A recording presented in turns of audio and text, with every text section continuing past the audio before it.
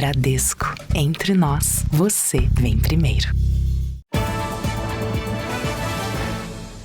Olá, boa noite. Boa noite. A Força Aérea começou a transportar para as cidades de origem os corpos das vítimas do acidente aéreo que matou 62 pessoas no interior de São Paulo. Os investigadores já conseguiram extrair as gravações de voz e os dados das caixas pretas do avião. O relatório preliminar sobre a queda da aeronave deve sair dentro de um mês. Peritos da Polícia Científica retornaram ao condomínio onde o avião caiu em Vinhedo. Foram encontradas novas amostras genéticas no local. Os agentes realizaram um escaneamento por drone para mapear a topografia da área. A gente também já conversou com a Voipaz que seria interessante, eu acho até que deve ser protocolar, que eles tragam também alguma empresa para fazer a vistoria se houve algum dano ambiental na área. Só depois que os peritos terminarem as análises, a companhia aérea vai poder retirar os pertences dos passageiros. Os aparelhos eletrônicos já foram recolhidos pelo Instituto de Criminalística e os dados vão auxiliar no inquérito sobre o caso. A apuração ocorre em paralelo ao trabalho do Centro de Investigação e Prevenção de Acidentes Aeronáuticos da Força Aérea.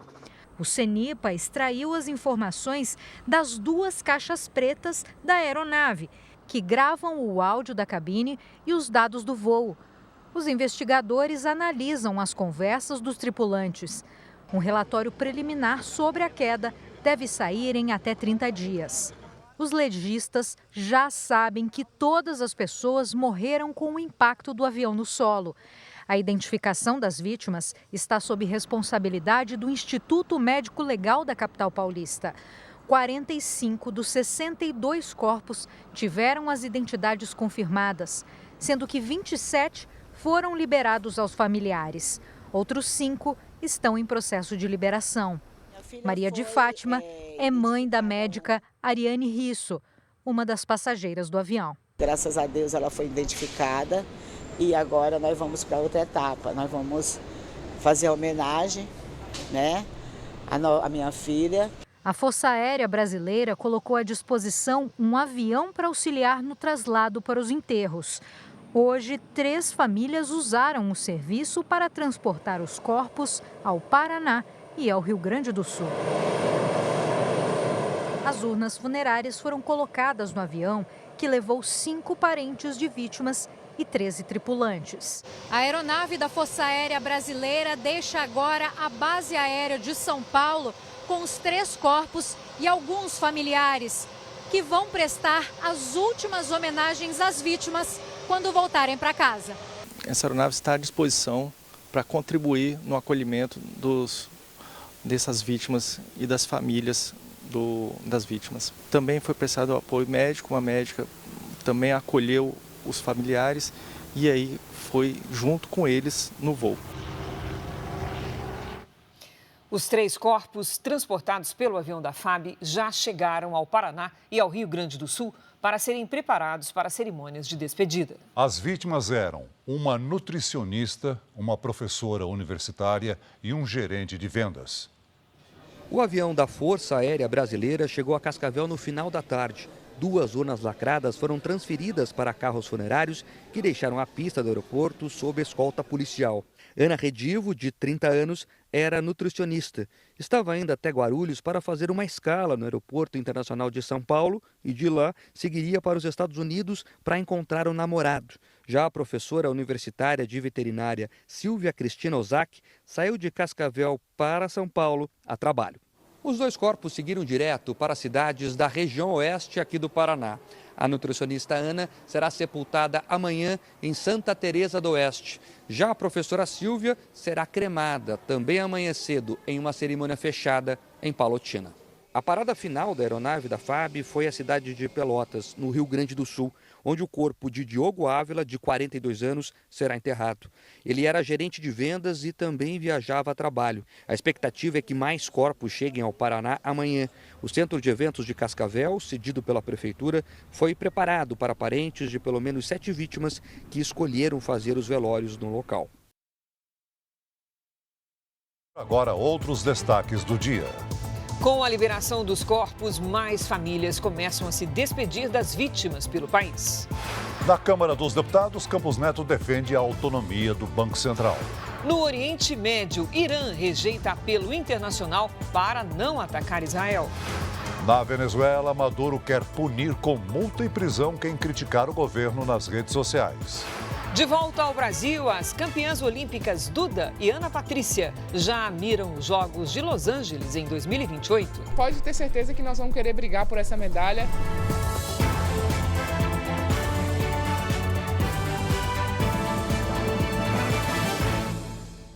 Oferecimento: Bradesco. Dicas de segurança para não cair em cilada.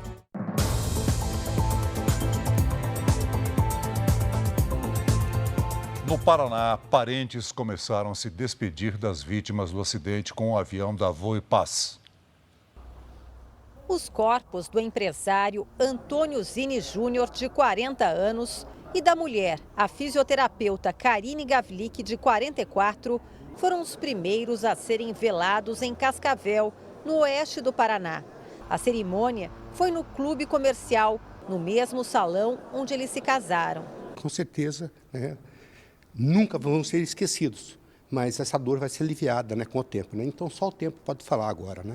O casal embarcou no avião da Voepaz com destino a São Paulo para pegar um voo para a Alemanha, onde Karine faria um curso. Era a primeira vez que eles viajavam sem os filhos, de 8 e 10 anos. Semanas antes do acidente, gravaram uma música em homenagem à trajetória da família. Seu futuro precisa de você. O enterro está marcado para amanhã, também em Cascavel. Em Moreira Salles, também no Paraná, houve cortejo de viaturas. Os corpos do policial rodoviário federal Yalis Fodra, de 34 anos, e da mulher dele, a fisiculturista Daniele Schultz, de 30 anos, foram enterrados hoje. Eram muito unidos, inclusive ele estava fazendo essa viagem junto com ela, porque ela é fisiculturista, e ela estava indo para os Estados Unidos fazer uma competição e ele estava acompanhando ela. Em Florianópolis, Santa Catarina, a família se despediu do programador Rafael dos Santos, de 41 anos. Ele viajava com a filha Liz, de 3 anos. O corpo da criança ainda não foi liberado. 5 suspeitos foram presos numa operação contra uma quadrilha que criava sites falsos para vender peças de veículos antigos. Nos primeiros 6 meses do ano, essas páginas tiveram mais de 130 mil acessos e muitas pessoas foram lesadas. Mal havia amanhecido quando as equipes chegaram a esta casa em São Bernardo do Campo, no ABC Paulista. O suspeito foi surpreendido e recebeu voz de prisão ainda no quarto. 275 policiais militares saíram às ruas para cumprir 7 mandados de prisão e 42 de busca e apreensão em 7 cidades do litoral paulista e da Grande São Paulo, incluindo a capital. A operação, feita em conjunto com o CyberGaeco, grupo especializado no combate a crimes cibernéticos do Ministério Público, teve como alvo suspeitos de participar de um esquema de golpe pela internet que teria enganado milhares de pessoas em todo o país. As pessoas acabam não registrando boletins de ocorrência, principalmente em casos como estelionato e outros tipos de golpes. Então, eles contando com isso, nós não temos como calcular qual é o total do prejuízo. Segundo as investigações, a organização criminosa criava páginas falsas na internet para simular a venda de peças de automóveis, especialmente de veículos antigos. As vítimas faziam o pagamento e jamais recebiam a mercadoria. Os sites pareciam tão confiáveis que em apenas 6 meses tiveram mais de 130 mil acessos. Para dar ainda mais credibilidade à fraude, os criminosos conseguiam colocar as páginas falsas em posição de destaque nas ferramentas de busca na internet. Durante a operação foram apreendidos computadores, celulares e cerca de R$14 mil em espécie. 5 suspeitos foram presos e levados para a sede do Ministério Público Estadual, no centro de São Paulo.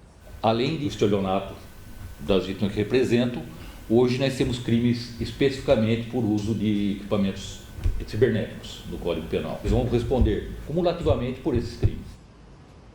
O governo do Irã rejeitou os apelos feitos pelos países do Ocidente para não atacar Israel. Hoje, o grupo terrorista Hamas disparou 2 foguetes contra Tel Aviv. O Hamas divulgou imagens dos disparos. O armamento de longo alcance foi lançado da faixa de Gaza em direção à região central de Israel. Um dos projéteis caiu no mar. Aqui em Tel Aviv, foi possível ouvir o barulho de uma explosão.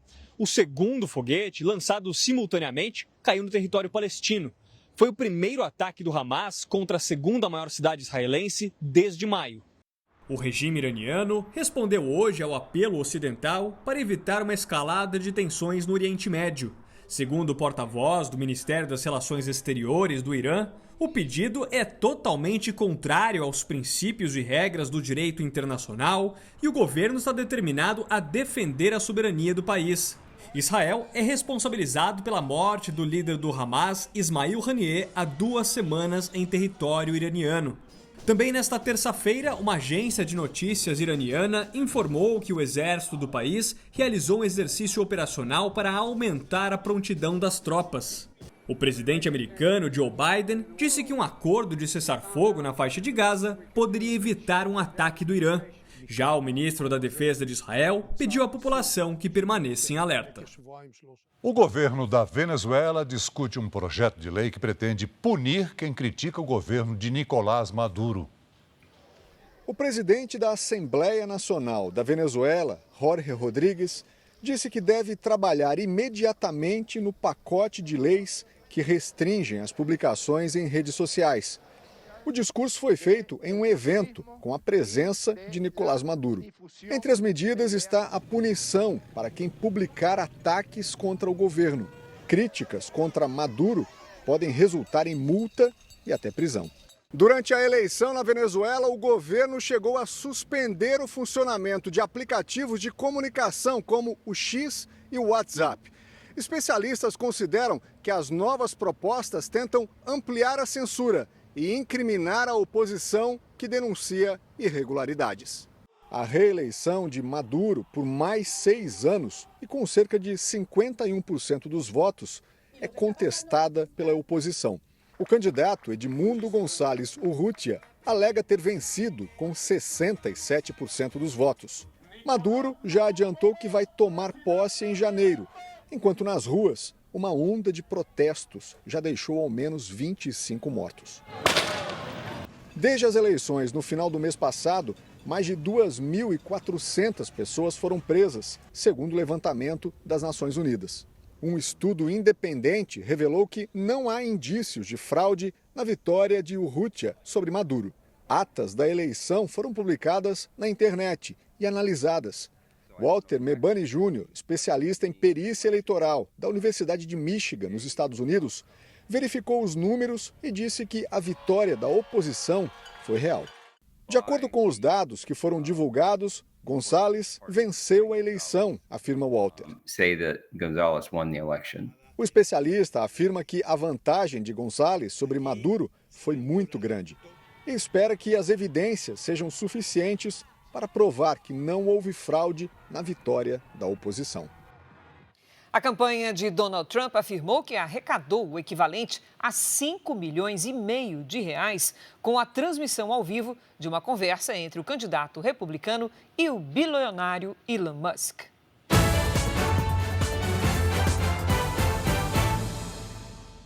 Segundo a campanha de Donald Trump, mais de 25 milhões de pessoas ouviram a conversa pela rede social, que teve um atraso de quase 40 minutos. O bilionário, dono do X, afirmou que a demora em começar aconteceu por causa de um suposto ataque hacker. A equipe de campanha de Kamala Harris zombou do evento, dizendo que a campanha republicana está a serviço de pessoas como Elon Musk e Donald Trump, que não conseguem sequer realizar uma transmissão ao vivo. O comentário veio depois de Donald Trump criticar a rival durante a conversa com Elon Musk. Hoje, Tim Walz, vice de Kamala, fez o primeiro comício sozinho. Foi em Los Angeles, na Califórnia. Já a candidata democrata e atual vice-presidente dos Estados Unidos se prepara para discursar sobre economia na sexta-feira. O tema tem sido avaliado com preocupação pelos eleitores principalmente por conta da inflação recorde registrada no governo Biden. Os dois partidos também estão atentos a questões de segurança. Em Chicago, já estão sendo feitos os preparativos para a Convenção Democrata, que acontece na próxima semana. Do lado republicano, o FBI, a Polícia Federal Americana, investiga o suposto ataque hacker do Irã ao sistema de comunicações do partido. O FBI alertou repetidamente para tentativas de interferência de outros países nas eleições presidenciais deste ano. E a polícia de uma cidade da Virgínia procura por um homem que invadiu o escritório da campanha republicana no fim de semana. O caso é investigado como furto. Veja a seguir. O Caribe se prepara para a chegada da tempestade tropical Ernesto. Polícia prende dupla suspeita de aplicar golpes em plataforma de serviços. Só no Rio de Janeiro foram mais de 160 vítimas.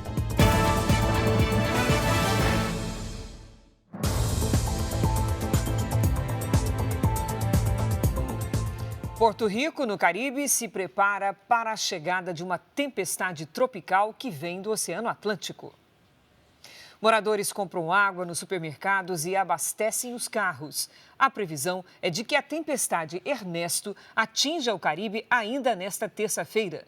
O governo suspendeu as aulas. Segundo o Centro Nacional de Furacões dos Estados Unidos, a tempestade provoca ventos de 85 quilômetros por hora.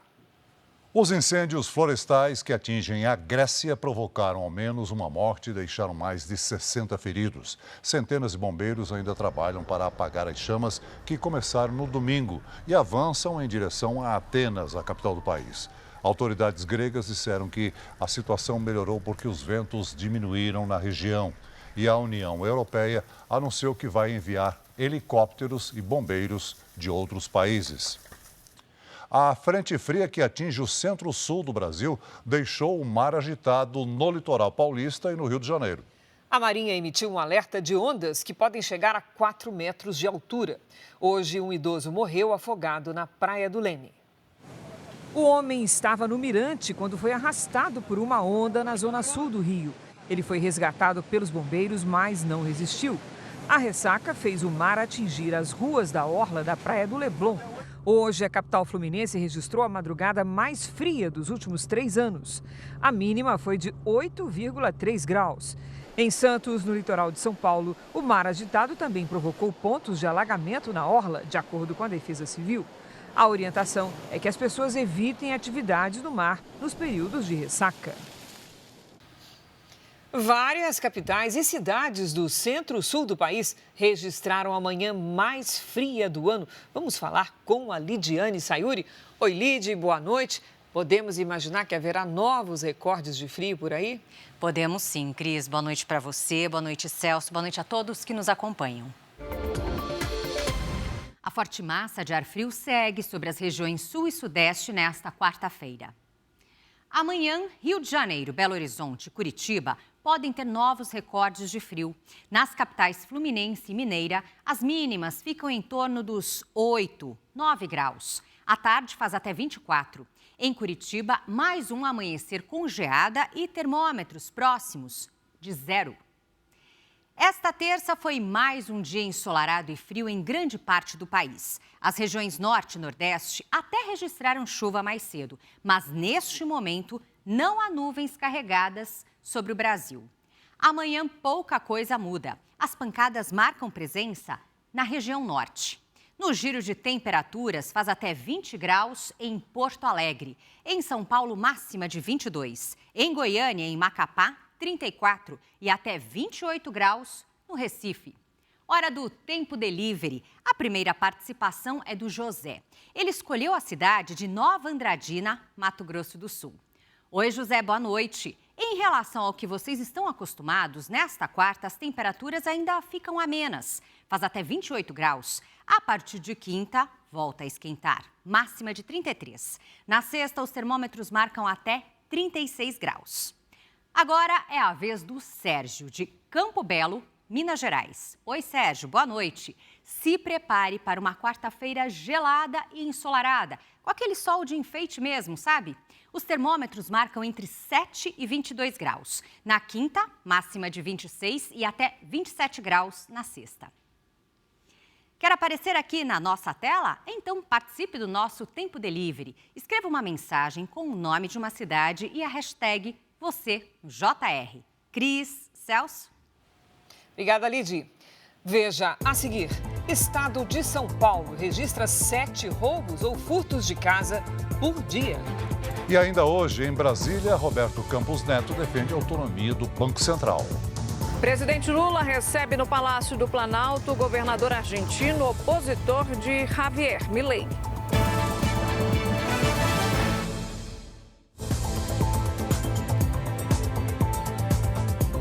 Sete casas, em média, foram roubadas ou furtadas por dia nos primeiros 6 meses do ano no estado de São Paulo. Em alguns casos, as invasões não são apenas para levar os bens do imóvel. Os criminosos roubam até os cabos de energia da rua. Zona Sul de São Paulo, 3 horas da madrugada. Um homem escala o portão e invade um sobrado. As imagens mostram que ele entra em 3 casas em sequência. Nesta, ele passa bem na frente da câmera de segurança. O invasor pula e foge com um saco com os objetos furtados. Neste outro sobrado, um ladrão escalou a parede de mais de 4 metros e chegou até aqui, o piso superior. De dentro de casa ele não levou nada, mas roubou os cabos de energia elétrica.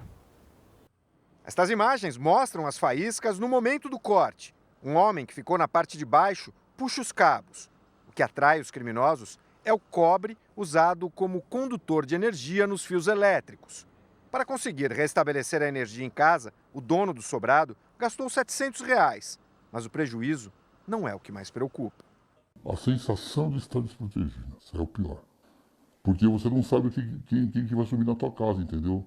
É isso que é o problema. Agora, o imóvel tem alarme e cercas elétricas, mas os moradores perderam a tranquilidade. Eu tenho 3 filhos, 2 que moram comigo, e minha mãe que tem 96 anos. E se o cara entra aqui dentro, não sei o que o cara vai querer fazer. No primeiro semestre, foram registrados quase 29.700 roubos e furtos a residências no estado de São Paulo. Em média, quase 7 crimes por hora. A Secretaria da Segurança Pública informou que atua para identificar e prender o suspeito do caso que mostramos e que, em comparação com o primeiro semestre do ano passado, houve queda nos roubos e furtos. Este consultor em segurança explica que, no caso dos roubos, os criminosos quase sempre agem no momento em que as pessoas estão entrando em casa. Nos furtos, quando percebem que não há ninguém no imóvel. As pessoas não têm que ter receio de acionar a polícia, de forma nenhuma. Percebeu qualquer situação suspeita, é acionamento para que a polícia tome as devidas providências com relação a uma reação efetiva, né? Está disponível no Play Plus, a plataforma de streaming da Record, o documentário Hospital Colônia, Insanidade, Tortura e Morte, que mostra a realidade de um sanatório que funcionou por mais de 90 anos em Barbacena, Minas Gerais. As violações aos direitos humanos que aconteceram na instituição foram tão graves que influenciaram a mudança da legislação da política de saúde mental do país. Um lugar criado para o atendimento de pacientes, mas que fez milhares de vítimas em mais de 90 anos de funcionamento. Estimativas apontam que ao menos 60 mil pessoas morreram no sanatório de Barbacena, em Minas Gerais. Outros milhares enfrentaram a violência e os tratamentos agressivos com eletrochoques. Até 1979, a unidade era administrada por freiras ligadas à Igreja Católica. Elas determinavam o que o paciente ia tomar, como que era feito aquele que estava agredindo os demais, como que era a separação daqui, se ia parcela, se não ia parcela. Porque tinha que fazia xixi na cama, rasgava a coberta, rasgava a roupa. Então essas dormiam no colchão no chão, num salão separado. E os colchões eram tudo de capim. Relatos emocionantes que revelam a realidade no Hospital Colônia. Moeva com álcool, tocava choque. A gente foi tremendo o corpo. Em Barbacena, o jornalismo da Record teve acesso exclusivo aos livros de registros do hospital. Os documentos mostram que não havia explicação médica para muitas internações. Era local de gente pobre, de gente desviante social, alcoólatra, epilético, entendeu? Pessoas que eram marginalizadas E claro que havia também os doentes mentais, né? Claro que a sociedade queria o quê? Isolá-los. São 50 anos de ação permanente, mas silenciosa, e nesse caso nós não vemos ações ou manifestações de incômodo em relação ao que acontece lá dentro e nem cobranças. O documentário mostra as graves violações aos direitos humanos comparadas aos campos de concentração nazistas. O que é inaceitável é que esse cuidado seja forçado, desumanizado e colocando esse sujeito em situações de violência. O escândalo do Hospital Colônia forçou as autoridades a realizarem as mudanças que a comunidade psiquiátrica exigia na época. O CAPS Itapeva, na região da Avenida Paulista, foi o primeiro centro de atenção psicossocial inaugurado no Brasil. O trabalho, iniciado aqui em 1986, foi determinante no processo de elaboração da Política Nacional de Saúde Mental, que se estabeleceu só em 2001. Protocolos de atendimento revolucionaram o tratamento com características bem diferentes das atrocidades que aconteciam no Hospital Colônia, em Barbacena. O que aconteceu no Hospital Colônia influenciou no corpo da legislação da política pública de saúde mental. É uma lei que determina que o tratamento seja preferencialmente comunitário, extra-hospitalar e que estão previstas internações, mas de um caráter mais breve. O documentário Hospital Colônia, Insanidade, Tortura e Morte está disponível na plataforma de streaming da Record, o Play Plus. Lá é muito ruim, eu morrerá de entortadeiro. Tô com tentando de entortar em mim. Por que eles fizeram isso com o senhor? Federal à toa.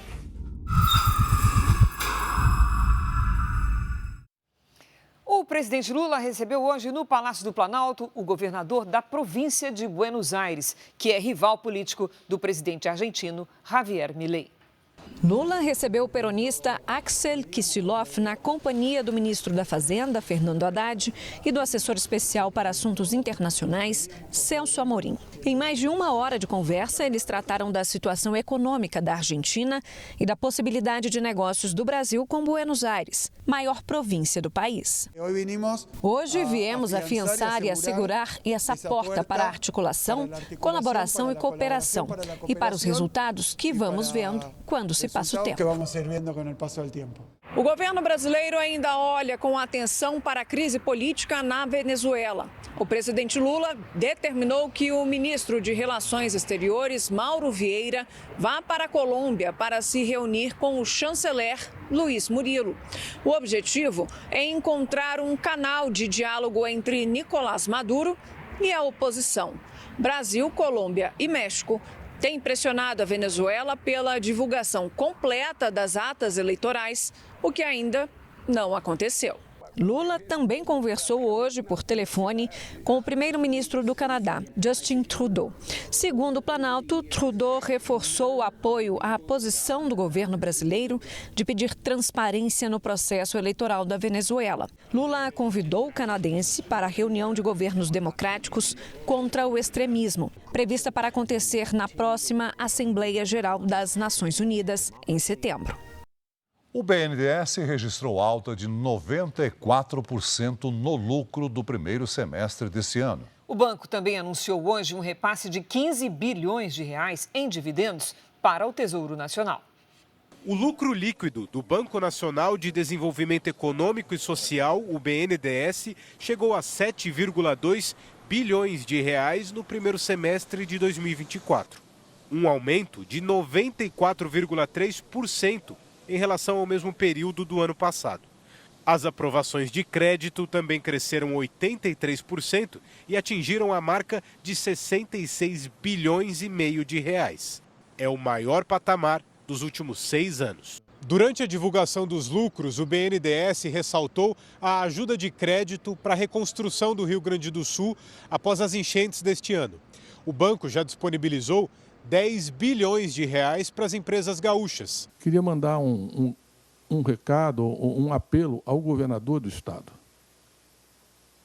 Assim que teve a tragédia, Os servidores aqui se prontificaram de imediato a ir para o Rio Grande do Sul ajudar a enfrentar a crise. Nós estamos aprovando o crédito ao Rio Grande do Sul 6 vezes mais rápido do que a média do BNDES. E não é simples essa operação. Então, os servidores aqui estão virando final de semana e à noite para entregar. Não se trata sobre, ao elogiar e agradecer medidas, e foram tomadas medidas em vários campos, e nós agradecemos, e nós não estamos aderindo ao governo. O que se está fazendo nesse momento, e aqui tem vários partidos políticos, é estar ao lado de um setor que é fundamental para a economia do Rio Grande do Sul, que é o agronegócio. O BNDES também vai transferir pelo menos 15 bilhões de reais de lucros do ano passado ao Tesouro Nacional para contribuir com a meta de superávit primário do governo federal. O banco ainda aumentou em 204% o crédito para os agricultores neste ano. Não faltará crédito à agricultura para quem quiser investir, modernizar, descarbonizar, aumentar a produtividade agrícola. O presidente do Banco Central, Roberto Campos Neto, afirmou que a autonomia do BC foi um ganho institucional para o Brasil. Ele participou hoje de audiência pública com integrantes das comissões de Desenvolvimento Econômico e de Finanças e Tributação da Câmara dos Deputados. A gente teve uma eleição onde a gente teve pouca variação em termos de variáveis econômicas. Acho que em grande parte se deu a autonomia do Banco Central. A autonomia está passando pelo seu primeiro teste. Eu tenho certeza que o processo vai amadurecer. As pessoas vão entender ao longo do tempo que o Banco Central é técnico, que trabalha com um horizonte diferente e que trabalha de forma a atingir o mandato que é determinado pelo governo. Veja a seguir. Imóveis de luxo erguidos pelo tráfico são demolidos em comunidade do Rio de Janeiro. Duda e Ana Patrícia, campeãs olímpicas, exaltam a força das mulheres nos Jogos de Paris.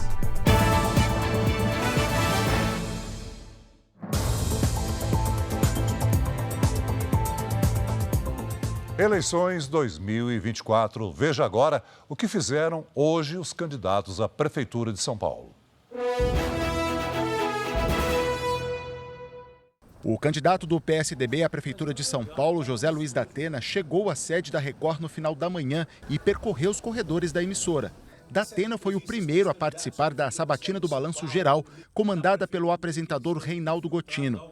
O candidato falou sobre as propostas que pretende implementar caso seja eleito. A entrevista teve a duração de 30 minutos. O candidato José Luiz da Atena reforçou a prioridade no combate ao crime organizado e a melhoria da segurança para a população. Se você não tiver segurança, garantir o direito de viver das pessoas que estão na rua ou dentro de casa, que são assaltadas, mortas, feridas, você vive num país completamente sem perspectiva absolutamente nenhuma. Você perde o direito de ir e vir e estar. Segurança é fundamental. Na zona norte da cidade, o prefeito de São Paulo e candidato à reeleição, Ricardo Nunes, participou da cerimônia de abertura de um evento da Associação Brasileira de Farmácias e Drogarias. Na saída, ele falou sobre as propostas do plano de governo entregue à Justiça Eleitoral. Avançando na geração de emprego e renda, que é fundamental, cuidando da questão da saúde, ampliando os nossos equipamentos. Na área da educação, um foco muito importante. Como a gente já tem 100% das nossas creches em período integral, é fazer o ensino fundamental também 100% em período integral. Durante a tarde, Ricardo Nunes teve reuniões com secretários do governo municipal aqui na Prefeitura de São Paulo. E a partir de sexta-feira, terá jornada dupla. Além da rotina como prefeito, Ricardo Nunes vai começar a participar também dos compromissos da campanha eleitoral. O candidato do PSOL, Guilherme Boulos, participou no início da noite de um encontro com moradores e lideranças comunitárias do distrito do Jaraguá. Boulos ouviu reivindicações para resolver problemas nas áreas da saúde, moradia e mobilidade urbana na região. O candidato disse que vai aumentar a quantidade de médicos na rede pública. Poupa Tempo da Saúde é criar espaços, unidades espalhadas pelas periferias de São Paulo, onde vai ter o centro diagnóstico, lá com ressonância magnética, com tomografia, com os principais exames, que hoje a fila é muito grande, e ao mesmo tempo a consulta do especialista. No primeiro dia da campanha eleitoral oficial, na próxima sexta-feira, Guilherme Boulos vai participar de um café da manhã e fazer caminhadas em 3 regiões da cidade.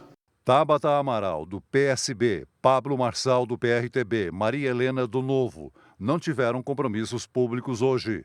Altino Prazeres, do PSTU, participou de uma manifestação dos funcionários dos Correios que estão em greve. Ricardo Senesi, da UP, também participou do protesto dos funcionários dos Correios. Bebeto Haddad, do DC, não informou a agenda. A mesma situação de João Pimenta, do PCO. No Rio de Janeiro, 40 prédios construídos ilegalmente começaram a ser demolidos no Complexo da Maré. As investigações da polícia e do Ministério Público apontam que os imóveis foram erguidos para lavar dinheiro do crime organizado. Área gourmet com acabamento em mármore e forro de madeira. Do terraço, a vista é para a Baía de Guanabara. Uma vida de luxo que estava à disposição de um dos chefes do tráfico no Complexo da Maré. Ele ainda tinha um quadriplex com hidromassagem e piscina com cascata. O que a gente encontrou foi apartamentos que reformas assim de 2 milhões, 1 milhão de reais. Os imóveis foram descobertos durante uma operação da Polícia Civil contra o braço financeiro da maior facção criminosa do Rio.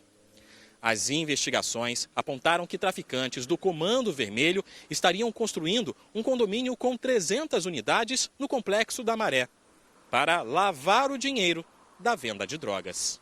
Funcionários da prefeitura participaram das demolições. O prejuízo para o tráfico foi avaliado em 30 milhões de reais. São construções que não possuem licenciamento, não possuem planta, não possuem acompanhamento técnico, isso coloca em risco a vida das pessoas. Um blindado deu apoio à ação. Os agentes cumpriram um mandado de busca e apreensão e 23 intimações. E num imóvel encontraram drogas e material para embalar entorpecentes. Alguns veículos roubados foram recuperados. Em resposta, criminosos incendiaram barricadas. Foi enterrado hoje em Pernambuco o corpo da delegada Patrícia Jacques. A polícia da Bahia descobriu que o assassino confesso já tinha outras 2 anotações por violência doméstica. O corpo de Patrícia foi enterrado hoje no Recife, sob muita comoção. Eu quero justiça, eu vou fazer justiça, eu vou para a Bahia e lá eu vou pedir justiça, eu vou movimentar todas as autoridades que eu puder. No início da tarde, Tancredo Neves Feliciano foi levado ao Instituto Médico Legal para fazer exame de corpo de delito e disse que a delegada o ameaçava. O suspeito está preso no Complexo Penitenciário da Bahia. Ele vai responder pelos crimes de feminicídio, ocultação de cadáver, fraude processual e falsa comunicação de crime. Se condenado, as penas podem chegar a 40 anos. O Ministério Público ainda pediu que Tancredo Neves tenha um acompanhamento psiquiátrico no presídio. A polícia ainda investiga outros crimes atribuídos a ele.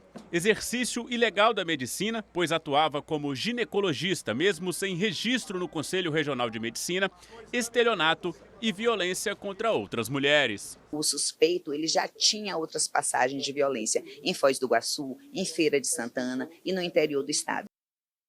2 criminosos que se infiltraram em uma plataforma na internet conhecida por oferecer serviços de consertos de eletrodomésticos foram presos por enganar os clientes na hora do pagamento. Pelo menos 160 vítimas caíram no golpe. Os alvos do golpe são pessoas que solicitam reparos de aparelhos eletrodomésticos através de uma plataforma online que conecta clientes e empresas. Luiz Gustavo dos Santos Silva e José Henrique Pereira de Souza se passavam por entregadores de um falso prestador de serviços. A dupla, que já tinha passagem pela polícia, foi presa em Copacabana, na zona sul do Rio. As vítimas recebiam uma ligação de alguém que se apresentava como técnico de uma empresa cadastrada na plataforma. A pessoa informava que era preciso comprar uma peça para o conserto do eletrodoméstico e que o entregador chegaria até o cliente com uma máquina de cartão de crédito, a única forma de pagamento aceita. Ele vai à casa dessa pessoa com um pacote, com um embrulho, supostamente com uma peça dentro. Através daquela maquininha, vai passar um valor que não corresponde ao valor daquela peça que também não é verdadeira, nem serviço será prestado e a vítima perde um valor exorbitante na sua conta. Este homem, que não quer se identificar, foi uma das 160 vítimas que caíram nesse golpe ao tentar consertar a geladeira de casa. O valor da peça que ele tinha falado era R$ 49,90. Ele tentou 49.900, depois ele tentou 4.990 e passou 2.500, que é o limite diário que o meu cartão aprova. Com os presos, a polícia apreendeu máquinas de cartão, celulares e uma moto com a placa adulterada.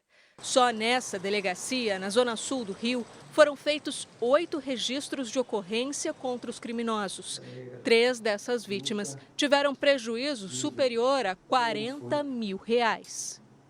O presidente da Voipaz Linhas Aéreas fez o primeiro pronunciamento depois da queda do avião no interior de São Paulo. José Luiz Felício Filho afirmou que a empresa segue normas internacionais para garantir a segurança dos voos. Sou piloto há mais de 30 anos e hoje o comandante mais antigo dessa empresa. Vim de uma origem de transportadores e desde que assumi a presidência dessa empresa em 2004, sempre construí uma base com diretrizes sólidas e sempre pautadas pelas melhores práticas internacionais para garantir a segurança operacional de todos. A vida dos nossos passageiros, assim como dos nossos tripulantes, sempre foi e continuará sendo nossa prioridade número 1. Também hoje, a Defensoria Pública do Estado de São Paulo explicou como estão as tratativas para as indenizações públicas e privadas das famílias das vítimas. Nós estamos agora prestando algumas orientações à liberação de um seguro obrigatório, que é o seguro reta. As famílias já estão sendo orientadas nesse sentido, mas nesse momento nosso foco é o atendimento às famílias e liberação e suporte para a liberação dos seus entes queridos.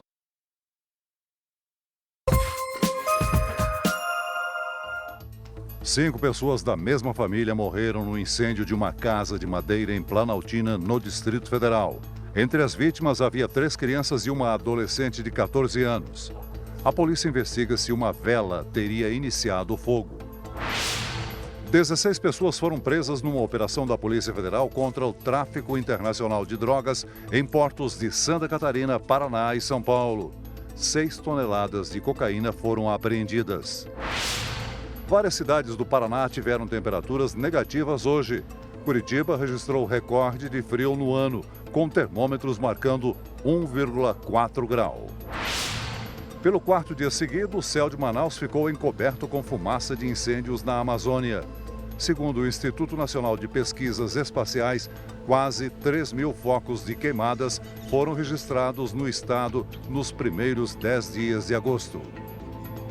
A dupla de ouro no vôlei de praia chegou hoje ao Brasil. Duda e Ana Patrícia carregaram a bandeira nacional no encerramento dos Jogos de Paris. E já estão de olho na Olimpíada de Los Angeles em 2028. Elas ainda estão se acostumando à rotina de campeãs olímpicas. Duda e Ana Patrícia desembarcaram hoje no Brasil e descobriram que o peso da medalha de ouro é maior do que imaginavam. Literalmente é pesada e o peso é do tamanho da dificuldade que é para conquistar, viu? A medalha no vôlei de praia é o auge de uma trajetória de luta e dificuldades. É muita dedicação e muito amor também pelo que a gente faz. E eu acho que isso deixa um pouco mais fácil, mas muitas vezes vai na dor mesmo, que acho que facilita às vezes. A dupla ressalta a força das mulheres nos Jogos de Paris. As atletas brasileiras conquistaram 12 das 20 medalhas, incluindo todas as 3 de ouro. É de uma representatividade muito grande, né? Por todas as lutas que a gente já travou, vai travar. E também a gente fica muito feliz de estar entre essas 3 mulheres que conquistaram. Duda e Ana Patrícia pretendem manter a dupla formada. Juntas, entrosadas, podem sonhar, por que não, com uma outra conquista de medalha em Los Angeles 2028. Mas agora elas só querem descansar, aproveitar o momento, pensar em treinar, competir, jogar, só daqui a pelo menos um mês. Pode ter certeza que nós vamos querer brigar por essa medalha, mas no momento a gente só quer curtir com a nossa família, com os nossos amigos, que eu acho que o momento merece. A gente já esteve tão ansiosa durante esses últimos 3 anos pensando em Paris, que eu acho que é cedo demais para a gente falar de Los Angeles.